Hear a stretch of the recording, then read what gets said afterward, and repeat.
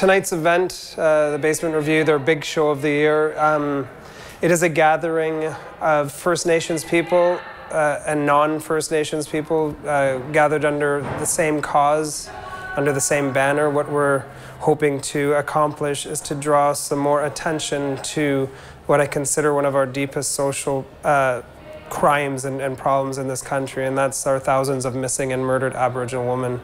And so we've come tonight to mourn, but also to celebrate, and to celebrate the lives of these women that have been lost, but also to show support for the families, and to gather as an artistic community to make a statement that I hope will cross out across Canada and the nation, that we care about our Aboriginal women.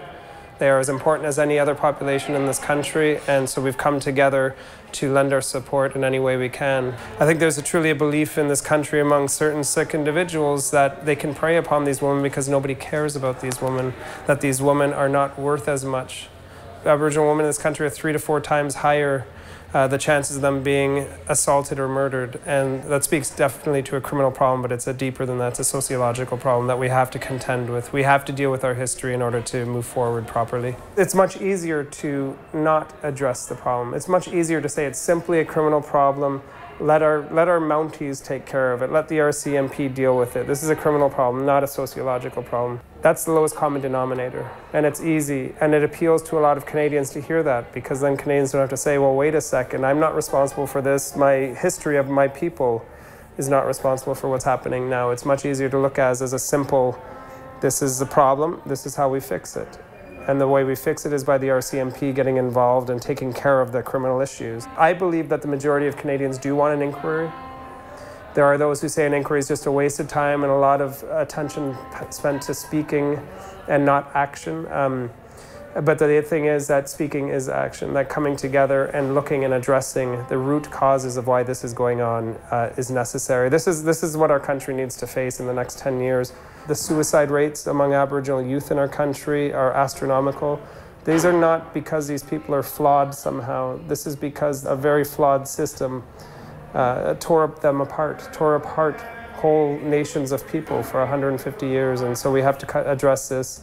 We're only beginning to feel the repercussions of the residential schools, which only closed their doors in 1996, the last of them. So we're feeling those repercussions now of the damage that the schools have done, the damage that colonialism has done in this country to our First Nations. The idea that you are somehow worthless, that you are not worthy of being looked after. You know, our country is only as great as how we treat our most vulnerable and those most in trouble. And right now our country needs to really have a discussion.